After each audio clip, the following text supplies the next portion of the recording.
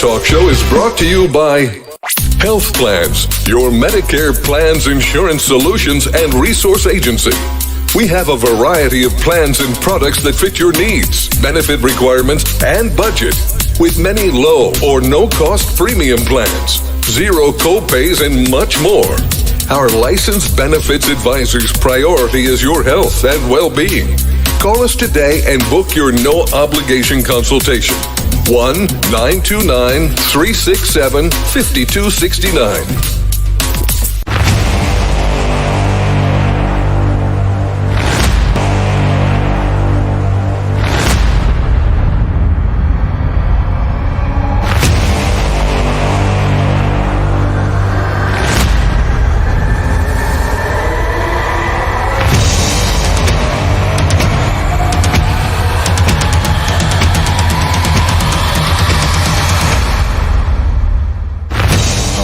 Folks, welcome back to the iHealth channel, iHealth Radio. We're your host, Hurricane. New day, new show, new topic. This is our monthly special, and this is our live Q&A with Dr. Heim.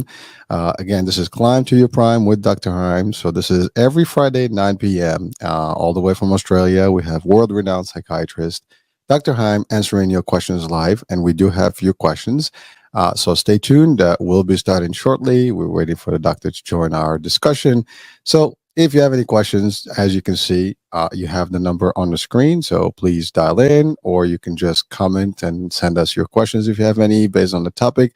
Last month, we've discussed a few topics, but one of them that was highlighted was the gender discussion and classification, and Dr. Heim had agreed to join us this time, and maybe we can address it, further.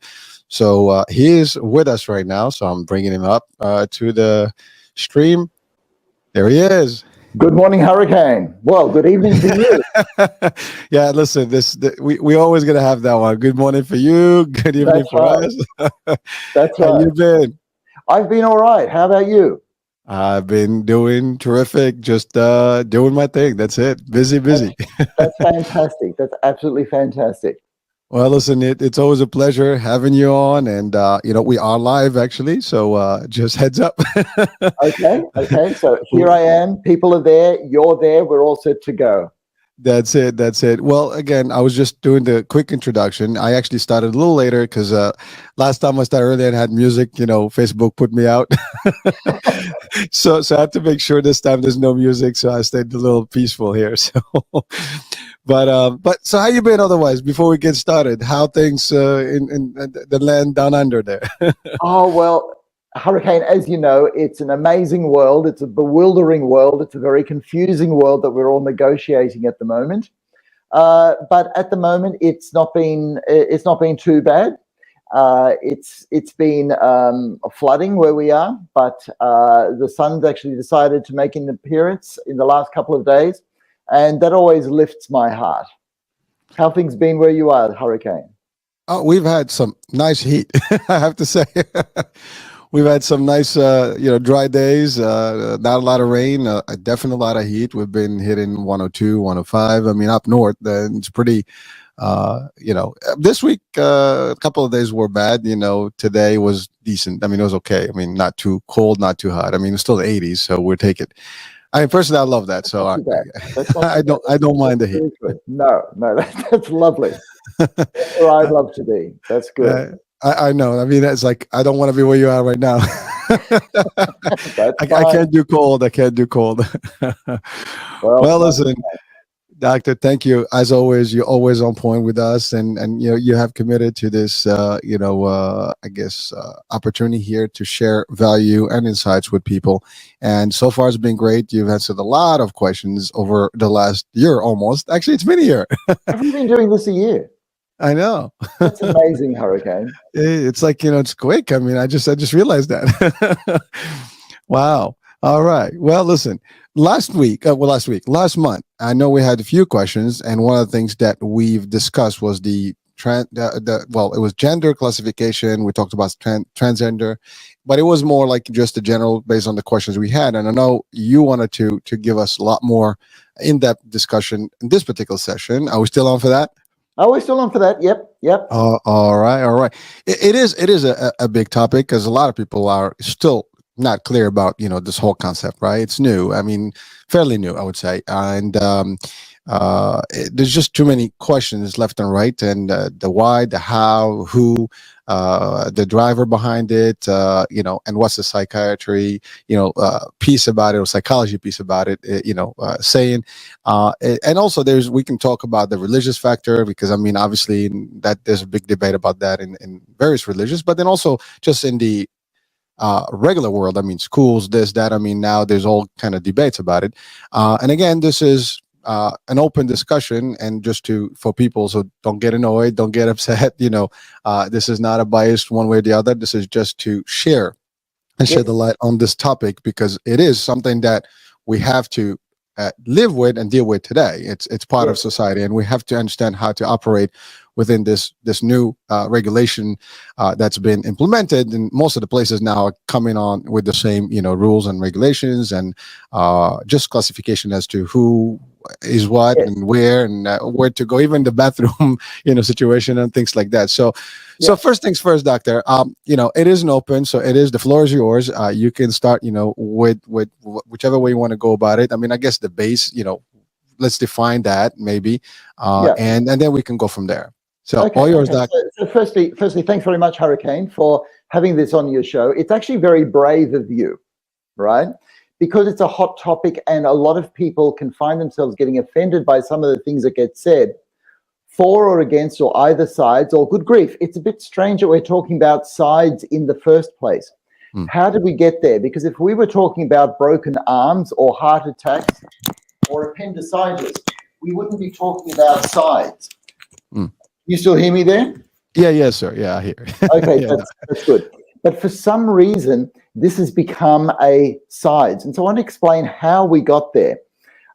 Firstly, whenever we talk about transgender issues, we're actually talking about real people. We're talking about real people, their identities, their feelings.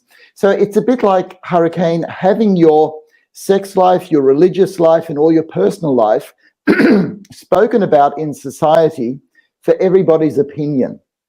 So that takes a bit of sensitivity in the first place, right? And the second thing is, we're not here just for curiosity. It's not just because these things are just outside of our everyday experience that we're curious and we just want to know.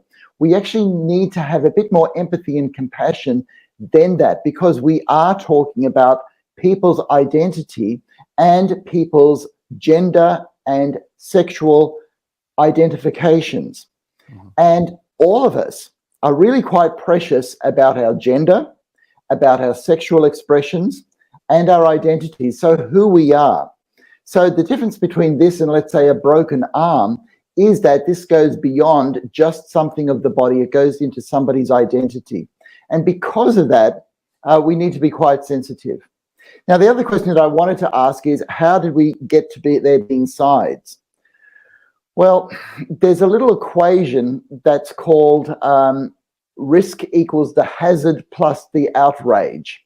So in other words, because we are now talking about questions like what is normal, what we're allowed to say or not, and because this is beginning to involve our children, we have this moral outrage, sort of like, don't touch our kids. We want to take care of our kids.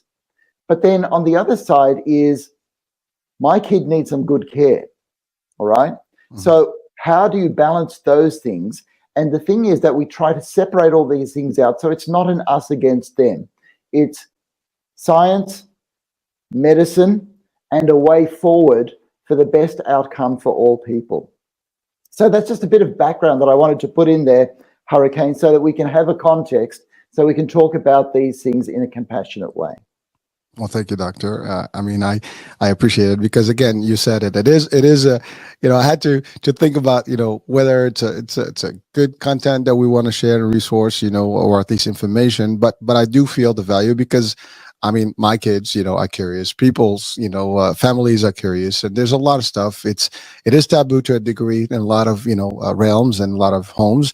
Yeah. In some cultures, almost not heard of. And so there's a lot of things. And we live in the Western world, so it is a mixture of religious faiths and beliefs. Some conservative, some not. And so it is very sensitive. And thank you for breaking that. I mean, yes, it is part of identity, and we can understand that, and we can debate the concept of behind it if you want. I mean, we can just highlight that just to I guess convey that.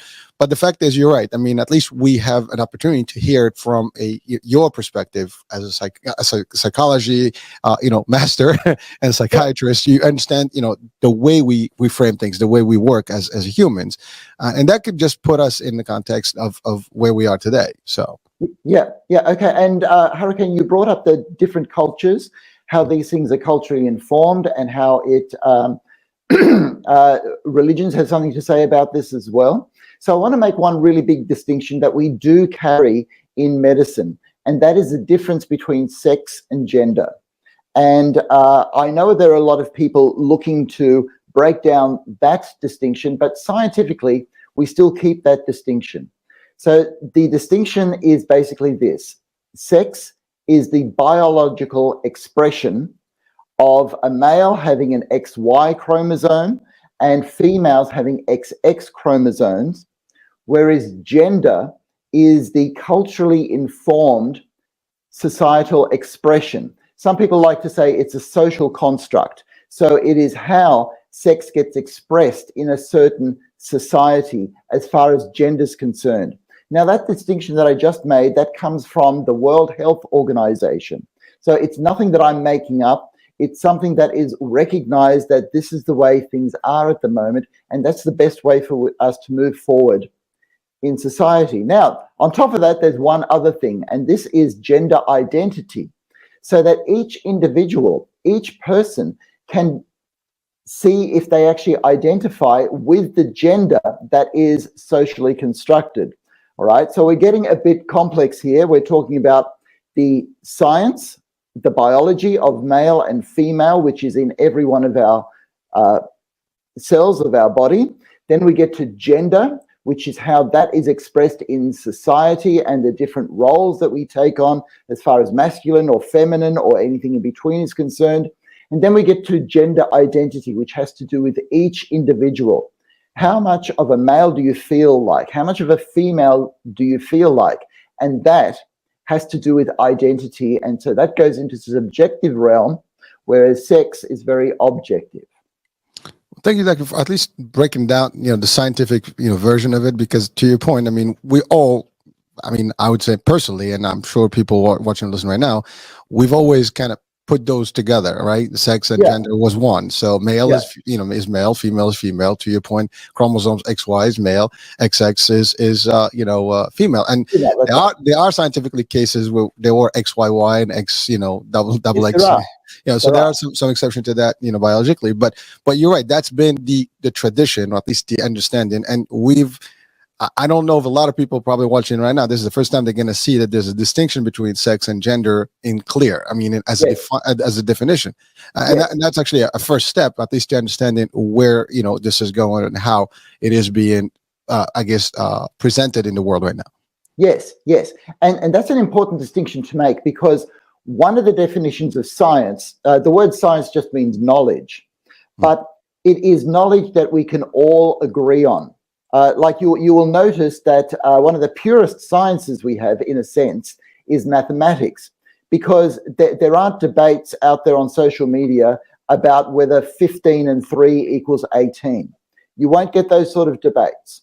You will get these debates because we're moving away from what we know as factual science towards gender expressions and gender identity. And when it comes to your identity, Hurricane, and my identity, all of a sudden we're in a subjective world, because this is the strange thing about how we all perceive life. Our brains actually construct a subjective view of what we all hope is objective reality. And that's why some of the opinions in this area become so passionate, because we're no longer arguing on what objective reality is. We're already moving into this area of subjectivity, because all of our identities are subjective, and yet there is room in this wonderful wide world for all of our identities. Thank you, Doc. So let's break that down. I think some of the things that I can think of and some questions, and I know I have a few questions that, I think, Good. yep. But before we get to the questions, one of the things that I was just wondering about is that centuries, right, have passed. Mankind has been around, and this is a today kind of concept, right? It's not something that we've seen or heard in history. I mean, we've heard about other things in history, but not when someone is identifying themselves differently from what their sex, is, and so therefore, culturally, ethically, religiously, society-wise, that's always been. Identities were always there. I mean, people always identify as who they were, through religion, through other things, even through political stuff. But this is the first time that this debate is happening, and it's becoming part of the reality of things, right? So okay. why this didn't happen before, or at least we don't know of it historically, or maybe there is. I'm not sure. Okay. So I'll refine all of that just for a moment at the hurricane. So it's not that there weren't these expressions, right? Mm. In fact, the science of the situation is that there has always been people who have been uncomfortable with the male-female binary system, right? But there's a number of things that have happened in the last 100 years that have meant we can now listen to that more because we now have choice.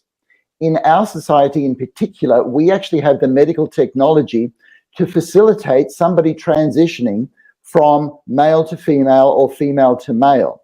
And that's only been around not even 100 years. So anybody in a society before that, if they felt that they didn't identify with the social constructs, there was nothing they could do about it, right? Because we didn't have the technology. Whereas now we have the technology. And that's actually an important ingredient as to this debate. One of the reasons that we're debating this so much is because we have the technology, and we now have the technology to do it on a much larger scale. And that is one of the things that people are objecting to. Why all of a sudden do we have all these people that want to transition? Hurricane, as far as I know, the first transgender surgery was done in Berlin in 1930. And this was somebody who was in a male body who believed themselves to be female and really wanted to express themselves as a female. And so they lived as a female before the surgery and lived for a while as a female after the surgery. Unfortunately, they died of complications from the surgery. And you see, we live in an age where we don't have these complications to the extent that we did, but we still have risk, which is why we don't want to do surgery on everybody, all right? We want to select the people who will benefit by it, and we don't want to select the people who will not be served well by it, which is why we still need to trust a medical establishment to make those decisions that, okay, if you feel that you do not identify with the sex that you were born, or as people say, assigned at birth, then let's go through a period where we talk about that. We see if transitioning is the right thing to you. And so for you. So one of the big debates at the moment is, should we be transitioning a whole lot of people, or should we put the brakes on and say, hold it, this is all too much? And that's where people's beliefs start to inform and shade the medical science. Okay. I mean, that's interesting, but I didn't think about it from that angle, that there is, I mean, obviously the surgeries and things that are in place right now are somewhat sophisticated, and you thank you for sharing, the history, like at least the first case, that's dating back almost a century ago. Right. But the science is there. You're right. I mean, any surgery can be difficult and can be, life-threatening. I mean, anybody that goes under the knife and anesthesia, there's a good chance. There's always a waiver that you have to sign, whether you're going to make it or not. But in this case, some people would probably not want to go through the experience, even if they might have identified differently. Some people would just want to test it out and just be like, you know what, I want to be who I feel I am, and that's what it is. but then let's talk about, you talked about subjectivity, right? And now there are a little over 7 billion people on this planet right now, and this is a very, very small percentage of at least that we know of, right? Globally. So that's, I think that's where the main challenge is. Science is here. There is I guess, a challenge of identity for some folks, and they feel that this is how they feel about it, and then now that they have the science to support it, they're willing to take the next step. But then it's still not acceptable across the globe the way, I guess. That's true. That's right. So most people may think, and again, this is where I think your expertise is very important, is that the average person will say, well, there's something wrong with this person, right? And I know I'm not claiming that there's something wrong, but people can state that. These are statements that are very out there, that, why would someone want to change nature or how they literally, were created, especially when talk to religion, it's a whole different world, right? And so how do we address that? I mean, I think that's the biggest question that I think on the table here, because the majority of people still are not, I guess, comfortable with this subject, and again, thus, and hence the idea that this is a very sensitive topic. Yes. And really, a lot of folks would probably point the finger and say, well, that is your choice. You don't feel like, this is how you're supposed to, but now it's becoming a burden, let's say, or it's becoming a law, and now I have to be subjected to it. So it becomes a very difficult task. And I know this is a tough question, but from the psychological, aspect of it, how do we, kind of clear that for the masses, if you want? Okay. So there's a lot in what you've just said there, Hurricane, and so I've got to just pull it apart little by little. Okay. Please. First of all, I need to explain the amazing influence that the internet has had on all of our lives, all right? And the amazing influence that it's had on science and the way that we think and the way that we're able to express ourselves.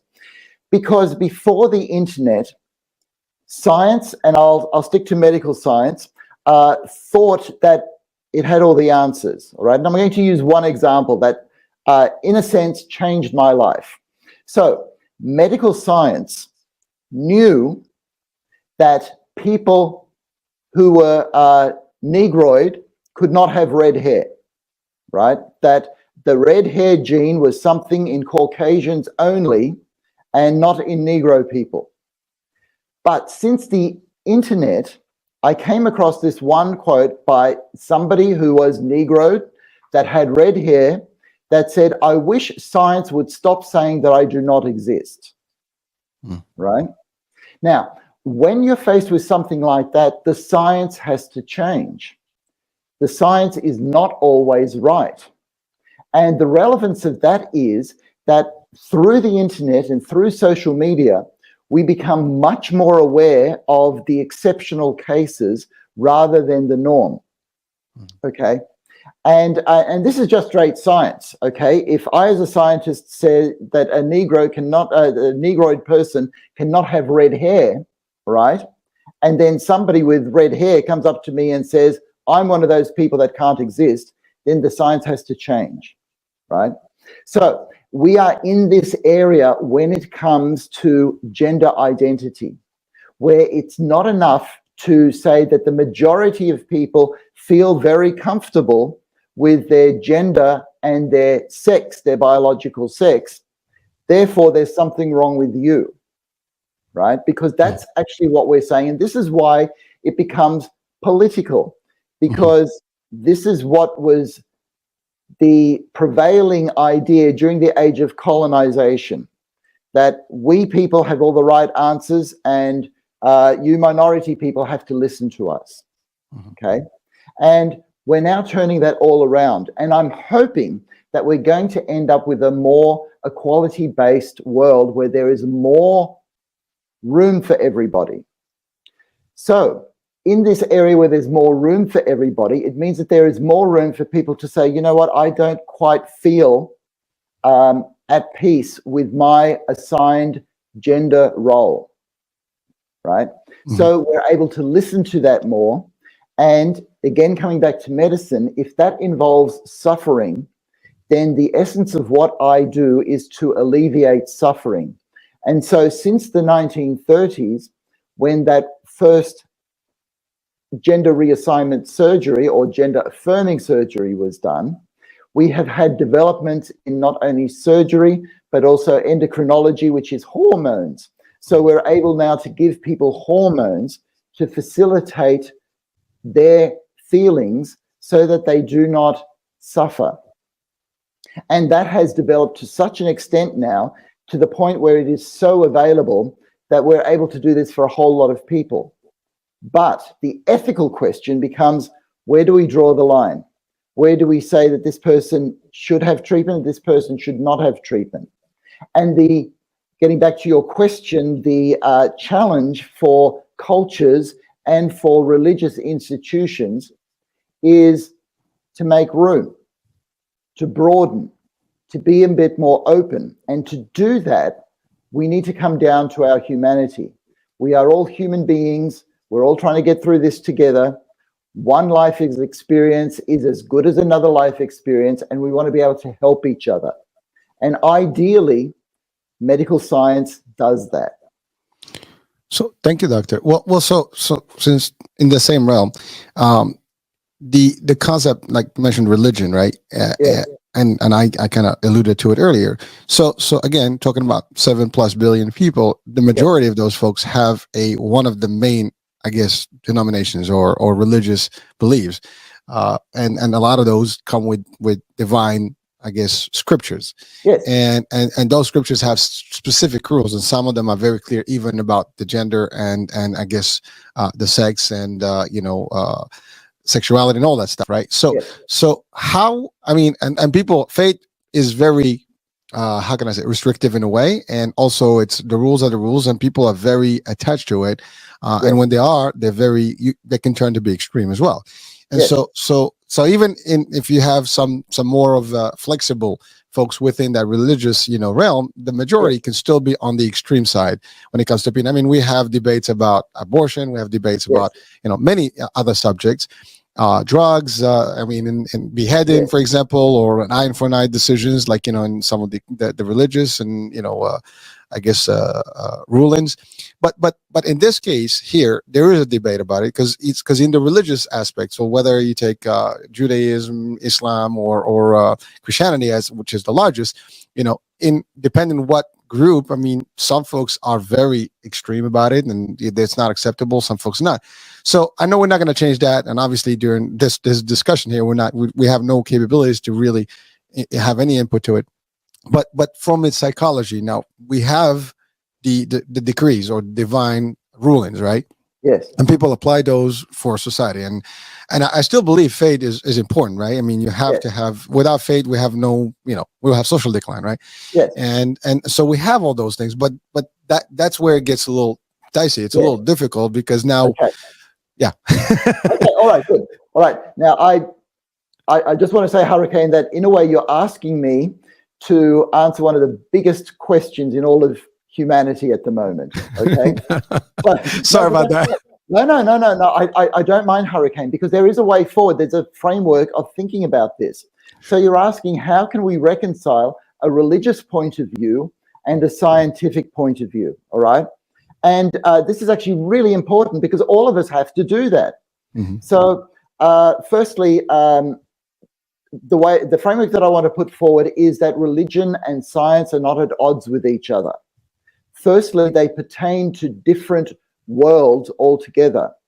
Science, by definition, has nothing to say outside this world, outside what we can see and measure. That's what science is actually on about, okay? As soon as a scientist even says, I am an atheist, that already is a statement of belief. That's not a statement of science.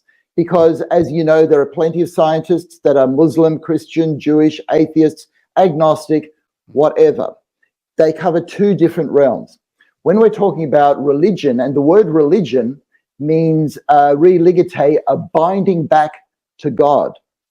So first of all religions assume that God exists, and so that our world is in this context of a greater context with God. So religion is a way of understanding the world outside of this world. Okay? Now, I know that the two have to coexist in each of our lives, and depending on each of our religious viewpoints, including atheism, we have a point of view about that. But this is why I stick to science, Hurricane, because science is the knowledge about what we can all agree on, right? Fair. And I talked about mathematics, you know, how we can all agree on that. We can all agree that the sun rises in the east, okay? Here, when it comes to gender dysphoria, we're in an area where not everybody agrees. And indeed, there is ambiguity in the science, and that's one of the problems with this particular area. The scientists do not have it worked out. And yet, this looks as though it threatens each person's worldview. And each religion that you mentioned is a particular worldview. But the framework that I want to put out to people there is that it doesn't. Because science and a religious worldview actually talk about two separate things, okay? And that's the framework that I've encouraged people to have, because that way we can stay in dialogue about the science while respecting each other's religious and cultural values. Well, thank you, Doctor. I know you. Yeah, we're probably going to hear this for years to come, and eventually right. it's going to get to that point. But again, it is still, you know, a challenging question, and I know it's.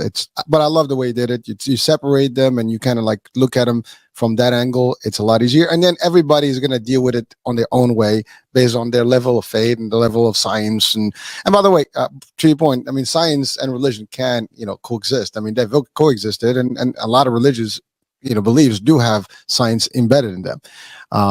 So again, maybe someone would disagree. But, oh, no, not at all. Hurricane, in the department that I'm working in at the moment, there must be 5 or 6 different religious worldviews. What keeps us together is the science of psychiatry. And that's where we are there. We are there to serve people who have needs in this particular area. And that's what binds us together. Thank you. So Doctor, now let's deep dive. I mean, I think we talked a little bit about the society and just the objectivity, subjectivity of this and the opinionated stuff. But now let's talk about the roots of this. I mean, someone wakes up, you know, they don't just immediately think that they're different. Or is that even a case? Is that possible? Because people say like, well, sometimes, you know, does someone start from birth, or like the minute they start, you know, realizing who they were as kids, they say, well, I don't see myself as a boy or a girl, you know, or is it something that materializes over time?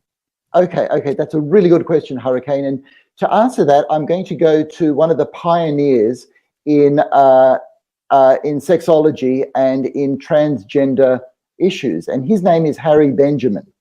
And Harry Benjamin put out a book that basically paved the way for our understanding of transgender issues in the 1960s. And he was not a psychiatrist. He was a doctor. He was actually an endocrinologist, so a hormone doctor. And he served these people, firstly in Europe, but then in the USA, that he saw, which were mainly, as he saw, women trapped inside a male body. That's the way he formulated it. And he spoke to a lot of these people for a long time and then helped them find a way forward. So he, in a way, put together the people who would put together the hormones, or put together the psychiatric assessment, and then put together the surgeons that could help these people achieve the kind of life that they needed to achieve. And look, he was a hero, Hurricane, because he worked firstly in New York, but then in San Francisco in the Tenderloin district, where a lot of down and out people were, and he was there to help them. And he helped a lot of people, and he kept in touch with them personally up until the day he died. So he had a vested interest in helping people. Now, here's a dilemma. What he saw is that, yes, people would, from a young age, feel that they were trapped inside the wrong body. And that's the concept that they used at the time. So by the time he got to speak to them in their 20s, 30s, and 40s, they had been feeling like this for a long, long time. And he could see that they were suffering for a long, long time. Now, I've actually got to talk about the role of psychiatry in this, because in Harry Benjamin's day, the only role for a psychiatrist was to make sure that there wasn't any psychiatric illness here, that this was a purely medical problem, because having being transgender or wanting to transition is not a psychiatric problem. And that's something that I have to emphasize right now, okay? That people who are transgender, that people who want to transition, that in itself is not a psychiatric problem, right? So early on, psychiatrists used to make sure that there was no psychiatric problem there, and then say to the surgeons, yep, this person's going to do fine, this will be great. Now, however, and I'm winding forward about 80 years, we have this diagnosis called gender dysphoria. And that is a psychiatric problem. It's not wanting to transition. It's not the transitioning itself. It's the dysphoria or the depression or the suicidality or the difficult feelings that can come because of that situation. So I've got to say that some people who transition don't have dysphoria at all, but a lot of people do. And that's where psychiatry comes in. Does that clear things up, Hurricane? Well, yeah, to a degree. I mean, no, I thank you. I mean, it's clear. You said it. This is not psychiatry, caused by psychiatrists or psychiatry problem. It is more physical or just pure biological, right? Yes. But people will still question, like, well, why would someone want to change themselves? That you said, the person is trapped in a different body. They think that, I am male physically, but I don't think that, or I am female and I think I'm more of a guy, right? That's right. And so now that most people will probably qualify that as there's something in the mind, right, or psychologically wrong. So you're stating that from a psychiatrist, point of view, that is not the case. It is not coming from the mind. What comes from the mind is really, to your point, suicidal thoughts and maybe other things, maybe depression and some other stuff. Yes. And so one has nothing to do with the other. So that's clear. Thank you for that. So in essence, someone that is young, at early age, can start identifying, or at least behaving, differently, or being attracted to the opposite, let's say gender. Right, or sex, for that matter, for biological reasons. So I'm trying to get closer to the definitions here. So we'll go through a few definitions, right? Yeah. Because early on, the way that doctors saw people who are transitioning was on a continuum from people who had same-sex attraction. Okay, so that was early on. Now we've progressed in that, and we see the expression of sexuality, be it heterosexual or homosexual or something else, as distinct from somebody who wants to transition, right? It's going to get complex, Hurricane, so hang on, all right? I'm all right.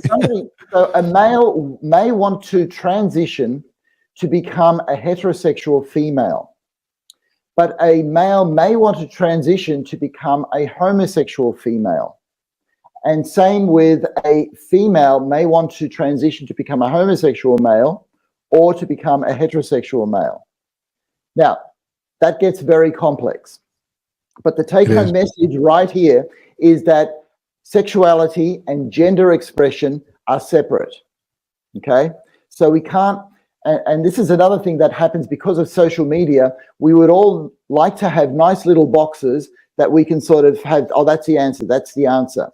And already by talking to me, you're realizing that it's actually going to become more and more complex. And we haven't got to the controversial stuff yet, Hurricane, right?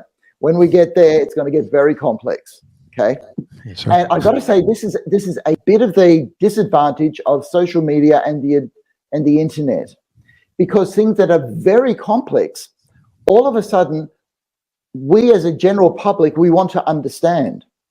And we are actually talking about things that the scientists themselves do not yet understand. And yet we have a public that says, we want to understand this, package it for us so that we can understand. Not only that, so that our opinion counts. And see, when the first person had surgery to undergo transition, There was so much that we didn't understand, and there's still so much that we don't understand. So try to package that to people so that they understand becomes very, very difficult, Hurricane. Well, thank you, Doug. And you're right. I mean, there's a couple of things. I mean, social media and the internet is global, right? And people have different opinions, and you have the scientific folks that actually are still debating, but you have people that may not have any knowledge, but because of opinion or something, an article they read, they might just share information that may be valid or not valid, and therefore it gets kind of almost misconstrued, over and basically, you know how it is. It just goes viral, and that becomes the actual science because of one conceived notion, right? And so that can be a problem, and we've seen that in COVID. We've seen that in a lot of other, whether it's war, it doesn't matter. It gets out of context, and then everybody takes it based on their own, and by the time it gets to the 1 million folks, it's a whole different concept in its own. So doctor, I want to just go back to, so we've established this is not a psychiatric problem for the folks that actually have. Well, yep. But psychiatry is very heavily involved. Okay. So let's put it that way. Yeah. No, I get it, but we're talking that I was referring to the folks that actually have a transgender, I guess identification, right, or gender classification or identification realm. They want to change or they feel otherwise. But now let's talk about the reverse, impact on the psychology of the non-folks, the folks that are not seeing eye to eye, because that's the majority, right? So that's a bigger issue right now. Yes, it is. That's a very good way of looking at it. Yep. What would you like to? Where should we go about that? So how do we? Is there? I mean, what's the impact that we that you're seeing in the field from folks that may not see eye to eye with this ideology? Okay. And is there a reaction to it that is maybe creating suicidal thought, maybe criminal thoughts and other things? Yes. Okay. That's an excellent question, Hurricane, because now we get into why this is such a debate at the moment. Okay. Because the science is moving in this. I talked about the first surgery. I talked about when hormones got brought in, and then when we talked about it being firstly gender identity disorder, and now we have what's called gender dysphoria. And that's what we talk about at the moment. And scientifically, I'm keeping apart being transgender and having mental health problems because the two are separate. Now, the science of all of that is governed by what's called the World Professional Association for Transgender Health. And this is the peak body that puts out guidelines as to how doctors should work with people with transgender issues. And I've got to say that their guidelines were in the 8th book of standards of care, are very reasonable, right? But, okay, so let's say one of their things that they say is that transitioning surgery should not be offered to people under the age of 17, right? Mm-hmm. And so what happens is people out in the public hear that and they go, I can't believe that they're going to do surgery like that to children. You can't do things like that, because we get affronted with the ethics of a situation that has to do with a small amount of people, right, and their needs, and their very specialized needs.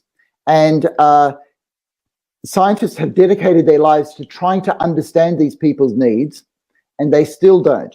So we as members of the public are not going to get there. And yet, somebody else will say, what? 17? What if you've got gender dysphoria or you want to transition before that? If you're 13, do you have to wait till you're 17? That's ridiculous. And so this world peak body has actually gotten flack from both sides of the conservative view and the progressive view for whatever they put out, right? So I want to bring this down to an element of trust. That because we live in an age where our trust is being eroded in people like peak bodies or scientists, we feel that we have to know ourselves. Whereas the way that we set up society is pretty damn good, actually. We try to get the best people into the right positions to work on the science so that we can move forward in the right way for everybody. And so, in a sense, we need to trust the World Professional Association of Transgender Health to be able to move forward with the available science for the good of all humanity, quite frankly. And that's what it's trying to do. But you and I sometimes have to use the answer, I don't know all the things that are going on in this area, because that's the reality of the situation. It is. I mean, well, again, we're trying to just highlight some of it, at least answer some of the questions to the degree that we understand and to the degree that the science has, Yes. cleared right now. So that leads us to the next question. Someone in a family, a member of a family, is identifying one way or the other, right? Or thinking about a change, or just feeling that this is them. This is how they identify. Now, what is that impact on that family, and how can they possibly deal with that? I mean, I'm sure some may be supportive, some may not be supportive, some may be shocked. I mean, we've seen that just not in the transgender case. We've seen it in just homosexuality, for example. Someone is coming out and stating that I prefer to be with the same type of sex, and then it becomes a whole big deal in the family. And we're not even talking about the religious concept here or stuff. Just the immediate environment and the impact. How what would you say to the people? I mean, just listen right now, one way or the other, whether pro or against, but how to handle it. Okay, so Hurricane, this is another excellent question, okay, which brings up some really hard issues, right? But I'm going to talk about two things. I'm going to talk about love, and I'm going to talk about identity, right? Because you said if somebody comes out or says that they want to transition, or that their identity, it's like homosexuality having to come out, okay? Mm-hmm. Whatever. For the rest of the family, do not withdraw your love, right? Love is what each of us human beings need, no matter what identity we have, because somebody who has just declared that they identify as a different gender, they've put themselves out on the line there to be accepted or rejected. And this is life-threatening, right? And so for people who are firstly affronted by that, to sort of say, look, I don't understand what's going on, but I just want to let you know that I'm going to love you, and I'm going to go on this journey with you because you're really important to me, right? Mm-hmm. So that's the first thing. The love is important, and that's got to continue no matter what happens.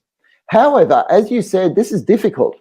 This is not just about one person. This is about the whole family's identity, right? So firstly, it's got to do with the identity, let's say, of the parents. The parents think, oh, have we done something wrong, right? They haven't, but because it's an affront to their identity, because they thought, we never thought that we would have somebody who is homosexual or who identifies with a different gender in our family, right? And that's got to do with their identity. So what I want to say is, for all parents, brothers and sisters, and greater family, that it will affect your identity. To have somebody close to you who has identified as different, it will affect your identity. So you will need to go on a journey, okay? Now, how to handle that practically is, you're allowed to have emotional reactions. But remember that emotional reactions are just emotional reactions. A few hours or a few days after the emotional reaction, you've got to go, okay, what are we actually going to do, right? We're still going to love the person. I'm still me. My family's still my family. We've just got a new journey that we've got to go on. Let's do it, okay? I don't know where this is going to take me. Some of this may hurt. Some of this may open up more love in me that I thought I never had, okay? I'm going to trust the doctors. I'm going to cling to my religious tradition. I'm going to talk with the family, and together we got to get through this. That's a lot. Well, the reason I say that is because you can just imagine. I mean, we've seen in movies and we've seen it in the news and stuff. People are always worried about what the neighbors are going to say, what the family members, what the workers, the colleagues, the society is going to it's almost a stigma now. It's like, oh my God, you're the odd family, or Yes. what went wrong in that family.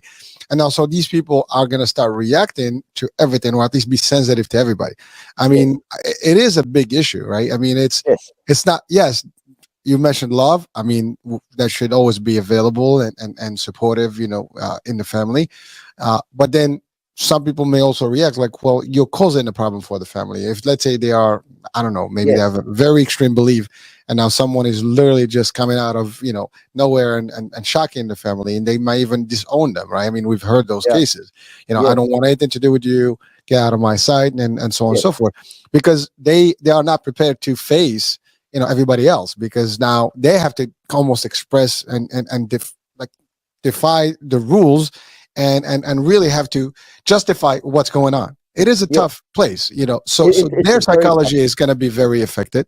Yes, it is. And you mentioned about how we need to save face in front of other people. What will the neighbors think?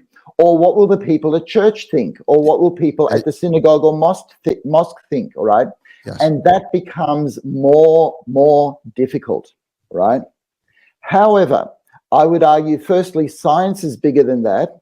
And I would argue that religion is bigger than that, right? This one issue is not going to take down all of science. It's not going to take down all of religion. It's not going to take down this family, right?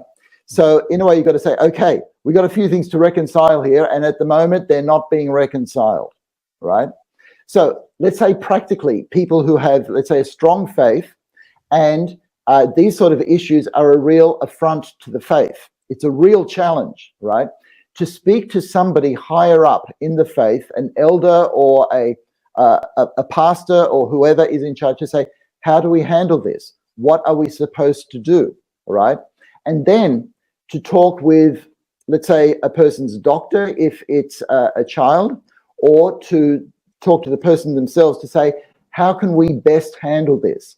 And medical centers now have psychologists and counselors to help families in this situation.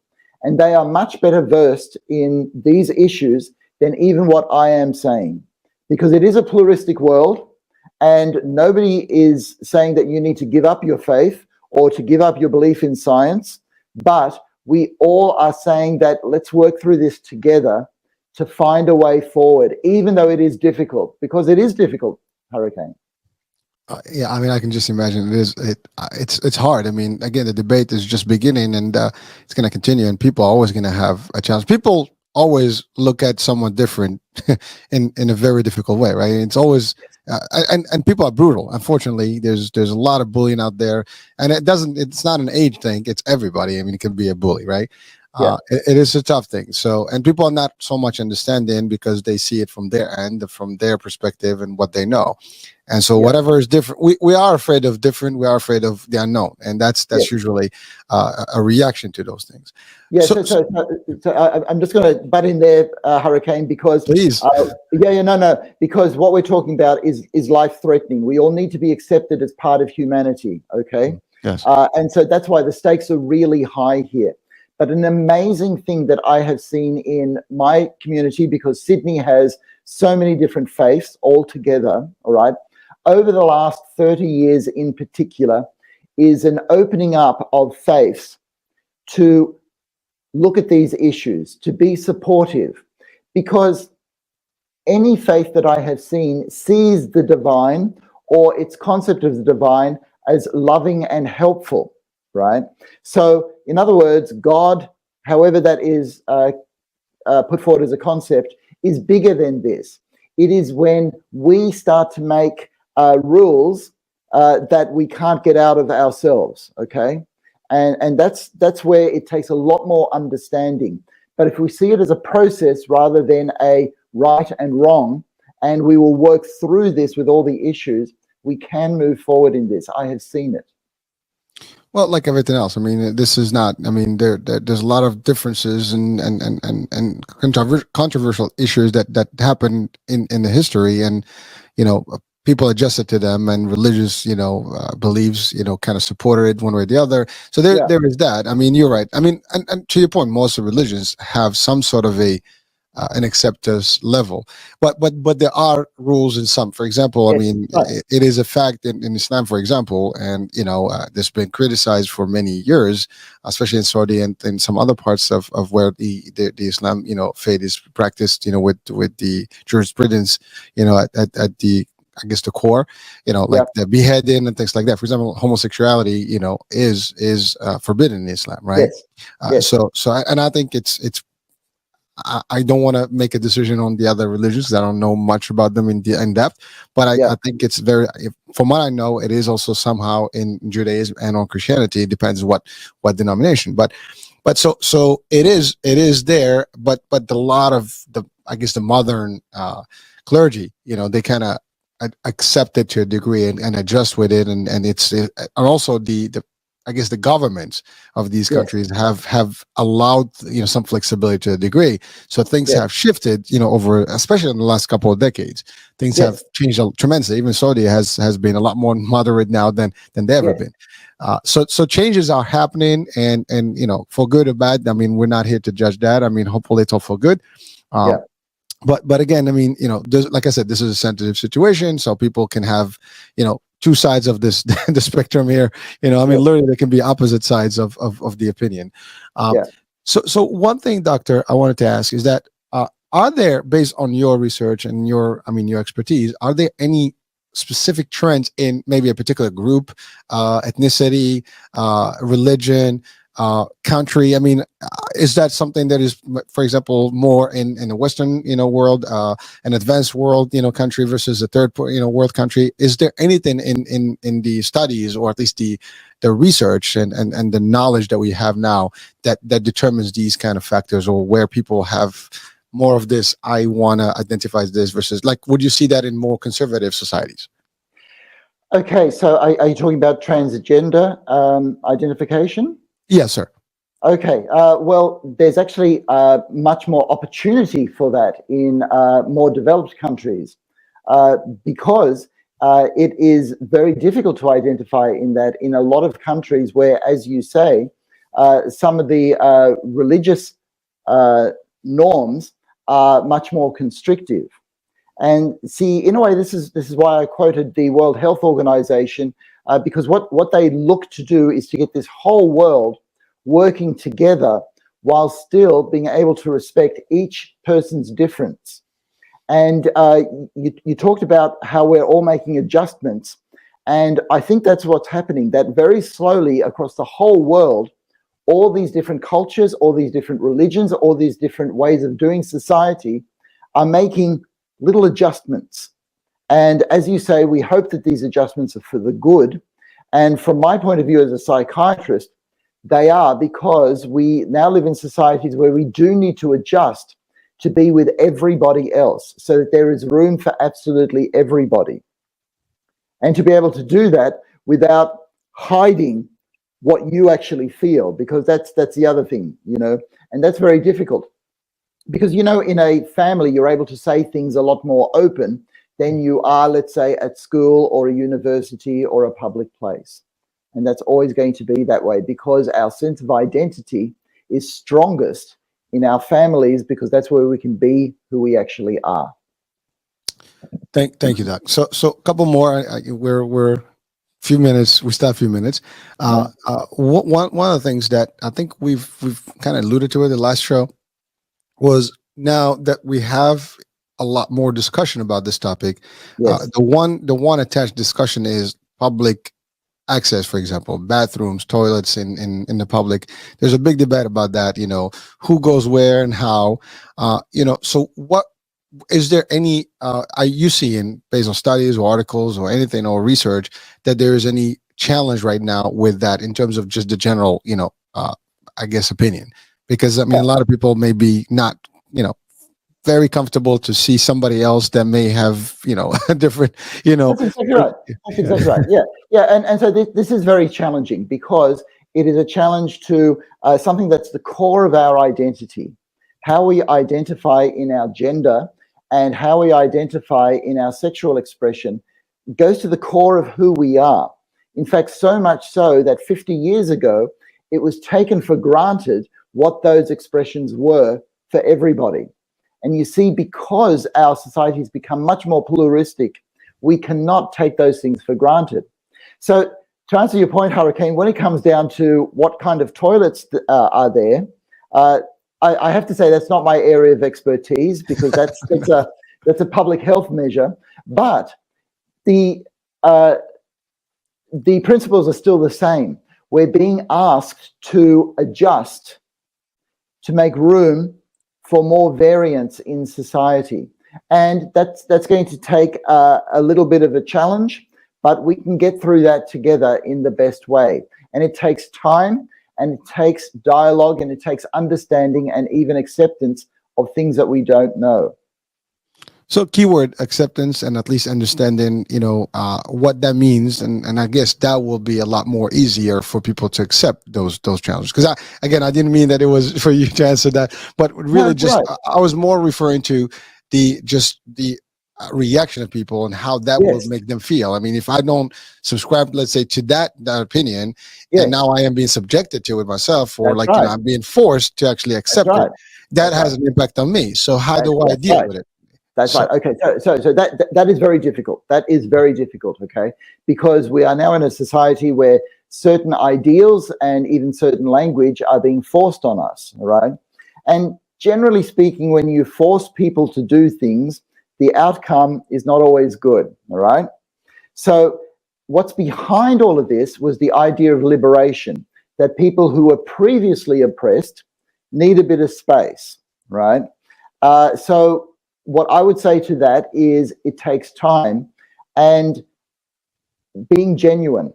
So if there are people in your life that are different to you, you can actually build a friendship link to understand that particular person. Then all of a sudden it becomes easier. And the bizarre thing about this, Hurricane, is we actually have science dating back more than 40 years to say, and this is called the science of the mere exposure effect, that if you are exposed to people who are different to you, that you will begin to accept them. It is natural for us all to grow friendly towards each other. And because I work in mental health, where people have been stigmatized for having schizophrenia or bipolar disorder or whatever it happens to be, I know that being around people who are different, and they know being around people who are different, that we all actually become more accepting. So rather than forcing it, I would actually encourage people just to let it take time and get to know other people, because our tendency, believe it or not, according to the science, is to like each other. That's beautiful. And we want that. We want people to love each other and like to. But you mentioned something very important, because we do know this. I mean, just by default, any metropolitan area, it's multi, ethnic. People get to have tolerance and more acceptance, as opposed to areas where there is one, particular group, as a majority. So it kind of makes a difference. You can see that even in just larger city versus small city. When you have a little bit of a melting pot versus another place. And to your point, I mean, obviously that, and you're right. Over time, I mean, now there was a time homosexuality was very taboo, and you can even mention it and see it, and then now, I mean, shows, TV, everything is becoming very just it's coming. So people are more accepting the concept today that they were 20 years, 30 years ago. So a lot of that stuff is changing. So assuming that's the trend over decades from now, I mean, this becomes not even non-issue. So, but you mentioned something powerful earlier about a couple of times about life-threatening. Now, if someone feels unsafe, whether they're the ones who actually are identifying one way or the other, or someone that is not, or maybe against the idea. So how what can they? Is there a support system? Are there any things that they can do to just kind of support themselves? Okay, so firstly, I'm hoping that every city in every country has its helpline. In Australia, we have a helpline called Lifeline, where anybody can ring up and they will find a way to keep you safe and point you in the right direction to get help. And wherever you are in the world, please know what your helpline is, because it does come down to matters of life and death. And so the more understanding somebody has, and the more that they can be with people who not only understand but are able to treat and work on a certain pathway. And this is where mental health does come in. This is where psychiatry does have a role. We are here not only to keep people safe, but actually to keep people content in the long run. That's actually our aim. What they could do for themselves is talk to somebody, talk to a friend, or talk on the telephone, or talk to a professional, but get that help. Keeping things to yourself is not the best idea. Moving forward by talking to people is the way forward, because everybody's part of it, Hurricane. We are all part of the human race. Yes, sir, and thank you for that. The hour is gone, and as always, you delivered an excellent, excellent insights and information that got us closer to some of the questions. I mean, obviously, we can't summarize all the and all the issues here and respond to everything in 1 hour, but certainly this is closer. I know you mentioned love earlier, so I know we're gonna have your new book coming up in the end of the year, and we're gonna talk about that, and we're gonna have a whole section about love. So that's important. Any last words before we close today's show? Okay, just a few last words. Love, identity, respect, and trust. When we don't understand things, and I'm a medical practitioner, and this is not my area of expertise, I have to trust the experts in that area. And fortunately, Hurricane, mostly they get it right, and they're trying to get it right all the time. And I know that there's a bit of argy-bargy there as to how we actually get there, but the aim is to get it right for all of people to feel part of our society. So we'll keep working on that. All right. Well, Doctor, thank you so much. I know it's morning for you, and you got to get about your things, and we're just about to wind down here. Yep. So listen, as always, it is a pleasure and honor, and great insights, great information. So as always, thank you. We'll be, I guess, talking on the next show, hopefully next month. Yeah. And there you go. That's about it. We'll see you next month, Hurricane. Thank you. And folks, thank you for being with us. Okay. Hope that this answered some of the questions that you might have and some of the questions that you've sent us. So hopefully, at least it gets you closer to where you need to be. And stay tuned for more insights and good advice from our dear friend, Dr. Heim. Bye for now. Thank you, Hurricane. Bye-bye.